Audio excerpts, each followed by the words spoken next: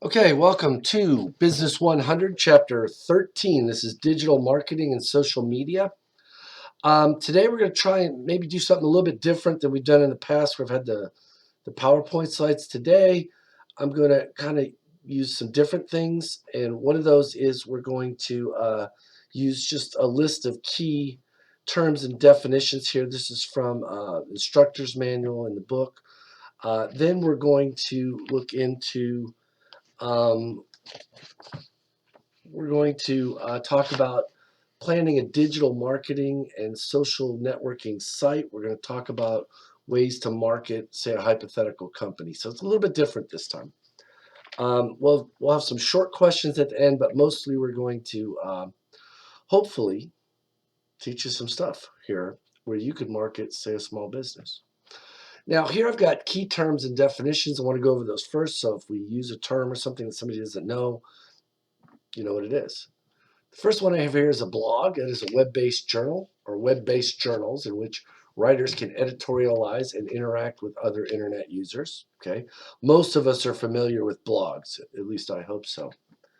Um, Digital marketing uses all digital media, including the internet and mobile and interactive channels, to develop communication and exchanges with customers. So this is a broad subject here. Okay, so we're using all digital media. What are digital media?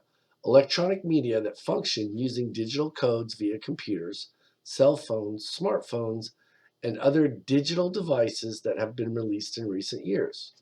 So this is something that's fast. It changes fast. Okay, um, we've got the phones, right? So a messaging app is digital media. The phone itself, calling people maybe might be digital media. We have on the internet, obviously, web pages. You have a business, you could set up a web page. Okay.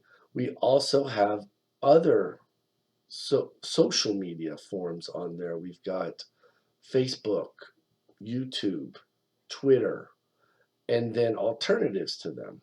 One that just got shut down was Gab. It was put up as an alternative to Twitter. And then this recent spat of Democratic bombs that were sent to Democrats. Um, the guy had a Gab account, so they shut Gab down. Makes sense. Okay. But you can name a bunch of social medias. These are like old fogey ones, right? Like YouTube and Facebook. My kids always say Facebook. Nobody's on Facebook. Everybody's on Instagram or it used to be Snapchat. I don't think they use Snapchat anymore. So these things can constantly change, but a lot of them are consistent. You've got Google, right? Google has blogs and other things that you can set up. So all of these things are social media. An e-business or e-business, excuse me, not an e-business, is carrying out the goals of business through utilization of the internet. Some businesses, like Amazon, do almost all of their business in the e-business model, right? You get on their web page, you look, do a search on their web page. Say you're looking for, you know, a, a, a dog house, right? You put in dog house, it shows you all the dog houses that they have. Okay. Then you pick the one you like, right? You never touch it, you never see it except in the pictures and in the descriptions. E-business. Now, identity theft, and this is one of the problems with digital marketing. When criminals obtain personal information that allows them to impersonate someone else in order to use their credit to access financial accounts and make purchases. Okay. If you're doing business with Amazon and you don't have a secure connection, someone could get your credit card information. If you're going on to, say, a student loan website and someone hacks your computer, they could get your social security number, your address, your birth date, and all the other information that they would need to possibly steal your identity. Omni-channel retailing, a type of retail that integrates the different methods of shopping available to customers online, in a physical store, or by phone. And your book talked about a business that does this. I had never heard of that particular business, but I'm trying to find the name of it. I forgot off the top of my head. But there's a business that they talked about that combines all these different forms. They've got, trying to remember the name, but they've got retail stores. One of the businesses they talked about as a retail store where you can't buy anything. You just go in there and you look at it, touch it. Say you're interested in a couch, they've got a couch. They'll have that physical couch there. You go look at it and then say I want it, but then you got to order it online. Okay. Sears is an example of omni retailing, or at least sort of.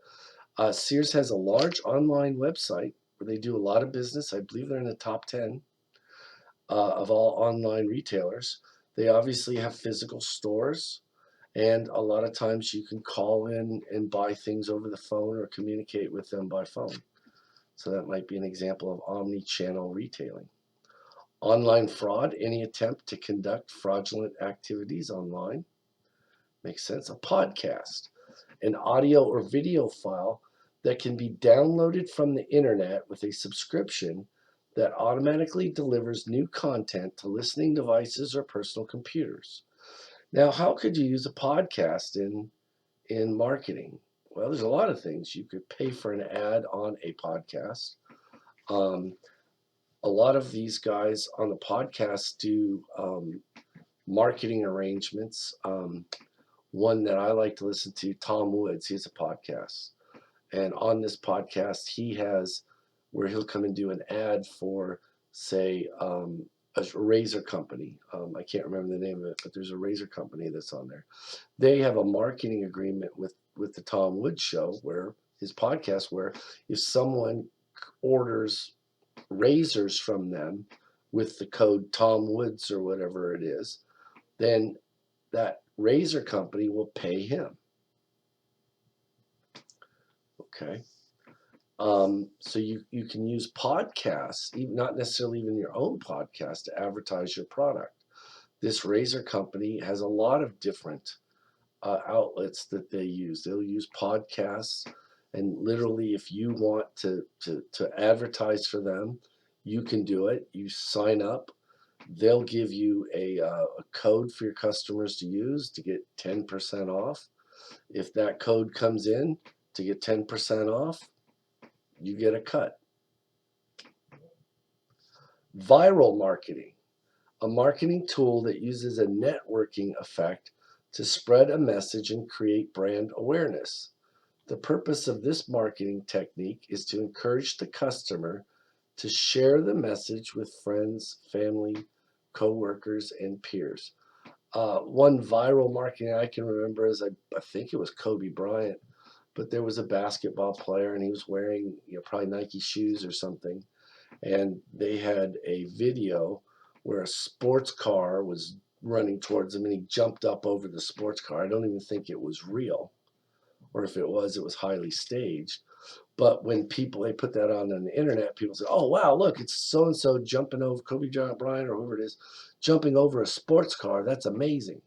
And they kept sending it around, and of course he had Nike shoes on or whatever, and that was a way for Nike to get really kind of free advertising. They paid for the video. I'm sure Kobe Bryant didn't work for cheap, but once they paid for the video, instead of having to pay to put that really commercial onto TV shows or on YouTube or Facebook or Twitter or whatever, instead of paying to boost that or do those types of things, they were able to get people who saw the video, liked it, said, "Oh man, I got to have my friends see this." They spread this message for them for free, really for just entertainment. Hey, that's really neat, and I want to share it with my friends, and they get free advertising out of it. So that's viral marketing. A wiki is software that creates an interface that enables users to add or edit the contents of some types of websites. We all know one famous one, Wikipedia, but there are others.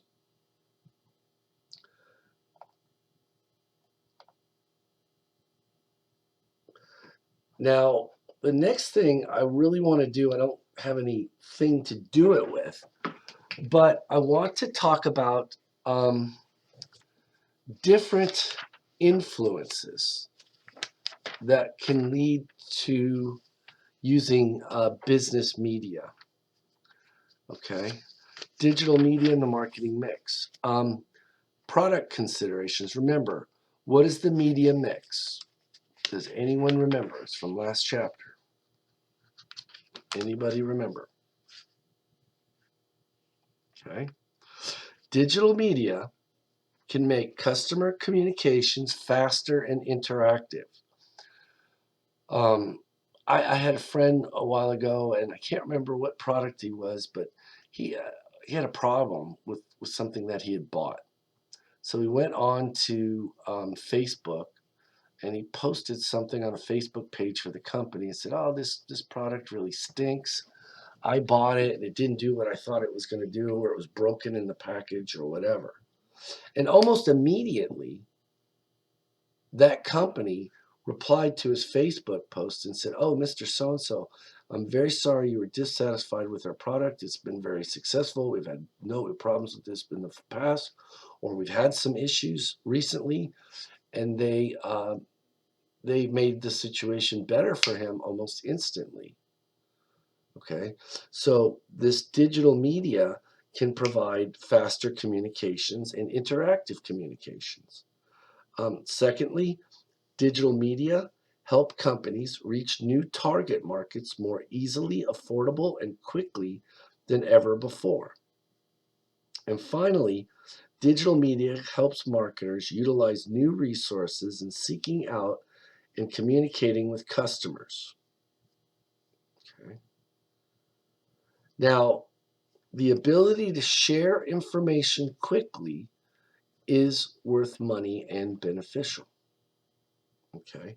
Through websites, social media networks, um, and other digital media, consumers can learn about everything they consume and use in their lives, ask questions, voice complaints, like we talked about earlier, indicate preferences, and otherwise communicate about their needs and desires. Many marketers use email, mobile phones, social media, wikis, media sharing, blogs, video conferencing, and other technologies to coordinate activities and communicate with employees, customers, and suppliers.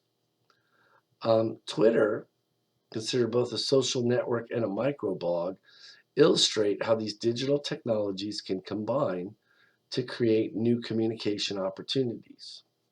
Okay.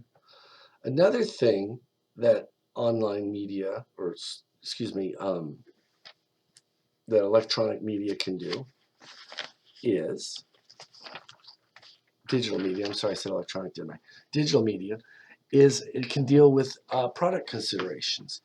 Like traditional marketers, digital marketers must anticipate consumer needs and preferences, tailor their goods and services to meet those needs, and continually upgrade them to remain competitive.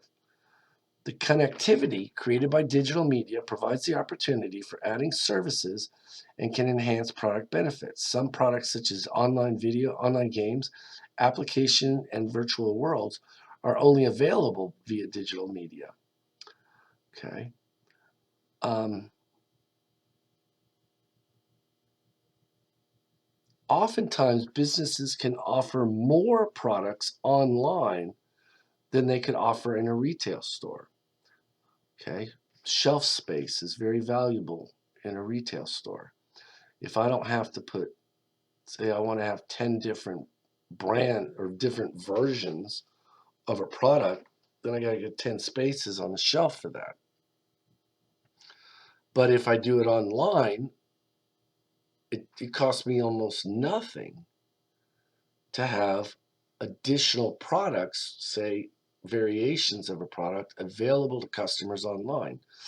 So where you're looking for, say, and I'm just going to give an example. Let's say you're looking for a video drone, okay? Certain video drones might be better for aerial shots. Some might be better for close-up shots. Some might be better, more, finer resolution, worse resolution, depending upon what you're trying to do. There's all kinds of different considerations you might have for a video drone. Now, if you were to go into a store, say, I don't know, Walmart or Office Depot or someplace like that, each one of those drones, they're going to have to shelf space for. Okay. So they're not going to offer 20 different video drones. Okay. They might sell 50 of them in a month. And if they have 20 different shelf spaces for that, they're going to have a room for a lot of drones. And let's say they keep two drones, two of every type of drone, and one type is more popular that month and they buy it all out. Then you got an empty space on the shelf and I don't have that particular type of drone. You can't look at it. You can't do much but see the price tag of it. So you're not going to buy it. And I might not have the right drone for you, so you're going to go somewhere else. Online, I can have 20 different drones. And if I'm selling nationally or internationally, I can maintain a large inventory stock of that, get the prices down low, and still be able to afford to offer a large variety of these drones to my customers so they always get what they want. So that would be product considerations. You can offer more products if you're doing this online. Distribution considerations. Remember, distribution is part of our product mix.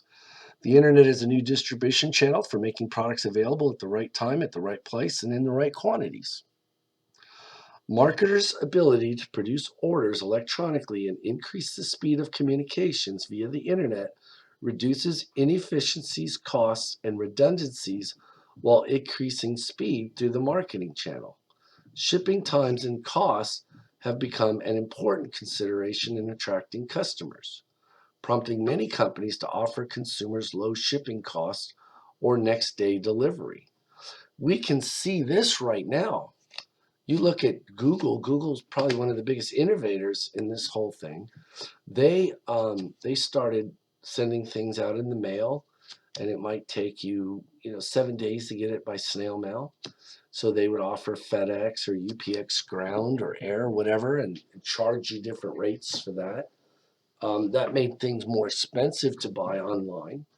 And one of the things that they went with was Prime, where they offer you for a set fee per year, next day mail. Not 24 hour, but next day mail for what they call free, right? You don't pay anything extra for it.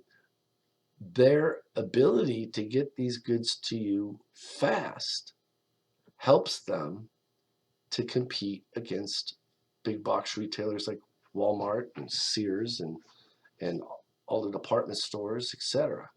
Because people don't want to wait. I don't want to buy something and wait a week. If I can wait till the next day, I can buy it on Monday and have it by Wednesday. Most people would be willing to wait for that, especially if you could save money or get a larger product line, right? Like with the video drones, it's worth the time to wait and go online to Amazon and not have to get out of my car and go do it. So the distribution considerations there with digital media. Blue Nile Shops was the name of what we call an omni-channel retailer. That's this along with fits in with distribution considerations. Blue Nile, they have shops they call a web room, which are showrooms only, meaning customers can touch and feel the product, but all orders are placed online, saving the company money in distribution costs and real estate costs associated with large storefronts. So that's an example of an omni-channel retailing effort. Okay. Promotion considerations. Perhaps one of the best ways businesses can utilize digital media is for promotion purposes, whether they are increasing brand awareness, connecting with consumers, or taking advantage of social networks or virtual worlds to form relationships and generate positive publicity or buzz about their products. Thanks to online promotion, consumers can be more informed than ever, including reading customer-generated content before making purchasing decisions. Consumer consumption patterns are radically changing, and marketers must adapt their promotional efforts to meet them. Examples of this are the rise of bloggers. I'd like to fish. I don't really have the time to do it, but I like to keep informed in case I ever get time to go fishing. Okay. I'll get on YouTube and I'll watch videos of people who know more about fishing than I do, hopefully, and they do, who are out fishing, and they will promote certain goods on there. One of the ones I like to watch, he uses only certain kinds of poles, which are provided to him by a company called Lose Rods, I think. I never heard of Lose Rods in my life. Okay. Probably would never go to a store and see very many Lose Rods unless I went to a specialty fishing store.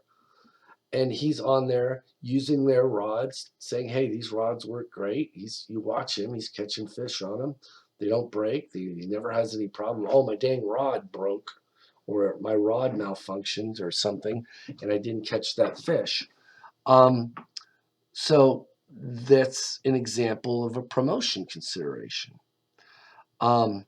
My kids, I had small kids, and they used to watch, I'm trying to remember, what is it? Oh, gosh, Paw Patrol. Paw Patrol. Oh, Daddy, Paw Patrol, Paw Patrol, Paw Patrol. And my kid would want to watch these YouTube videos on Paw Patrol. And I found out there's a whole industry of these people on YouTube who make videos with Paw Patrol toys. And they make money off of it. The company pays them, that makes these Paw Patrol toys, pays them to go out and make these videos, and I think they might get paid per view.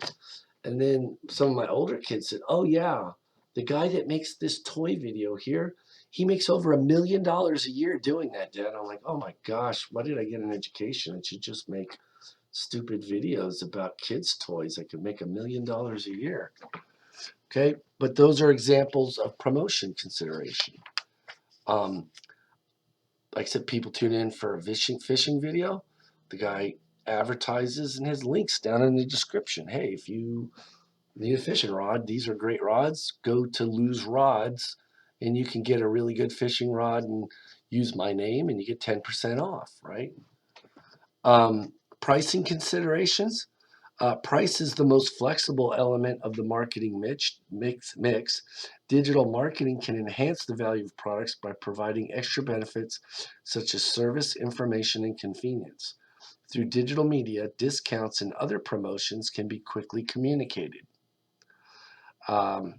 So we can also use the internet in our marketing mix regarding pricing considerations.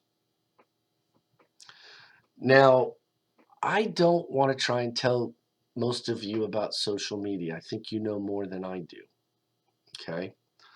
We're going to take a short break here for a quiz and finish up real quick. Okay. I'm going to keep this video under half an hour. Thank you. Get ready for a quiz. Okay, welcome back from the quiz. The last thing we're going to do is we're going to try and go over this quickly. Is we're going to talk about planning a digital marketing and social networking website. Okay, so here, let me get to the right thing here. You can read this. Many companies today, but we're going to get here. Plan a digital media marketing campaign using online social networking sites, blogs, or another digital media outlet using the template below.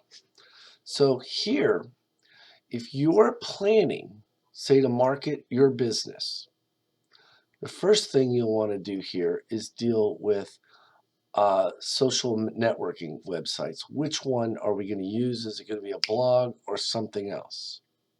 Okay.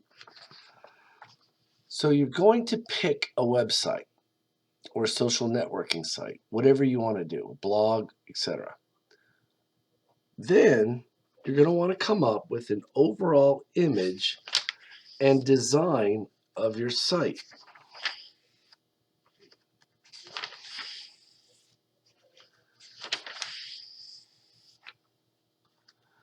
Once you've done that, then you're going to want to get a strategy for attracting followers to your site. So let's say you've got a website, okay, and you're selling some good or service. Let's just go with the video drones, okay?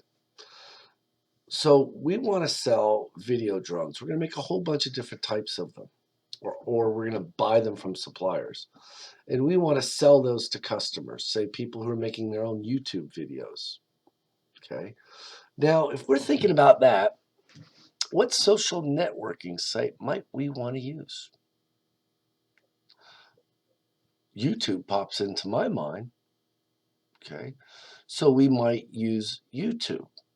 Another thing we might do is we might use a blog, right? We might say, well, let's have a blog about using our cameras, what types of which camera is good for certain types of shots or whatever, some technical thing regarding making YouTube videos using web drones, video drones, excuse me. We might also target Facebook. We might use Facebook. Okay, we might find a group of people on Facebook who use drones to make YouTube videos. We might target through that. So we're going to think that through. And here we'll just pick YouTube for the time being. Okay. And our strategy for attracting followers. Maybe we might want to say, well, the average YouTuber is using the wrong video drone for the shots that he's got in his videos. And say, if you go to, we're offering a website with information on the drones, what they're best for, what they're not good for. And we're going to, we offer a wide selection of video drones. That might attract people who are making videos on YouTube to your blog or your website. Okay. Potential advertising partners to draw in more customers. Obviously, here we might want the actual people making the videos. Might say, hey, if you use our video, we'll tie in some way. We'll give you a product if you advertise it. Say every time you do a shot using a video drone, you say, I'm using this drone. This drone is best for an aerial view from so many feet up in an urban area. And the people at Business 100 video blog helped me with this and provided me with the camera, with the video drone. There's a link at the bottom. If you're using video drones, I highly recommend these guys. So that's how we could use YouTube to attract followers to our site. And then the potential advertisers. Okay. So that's just kind of an idea of what you're going to get here. Now, to do this properly, you're going to want to go through the book. Make sure you read on pages 247 through 249, where they talk about different types of social networks and how they're useful. Okay, where you might want to use Twitter, Snapchat, excuse me, LinkedIn, Facebook, okay, and those types of things. All right, that's it for our video. A couple questions after this, and we'll be all done. And I kept it under 30 minutes. Thank you.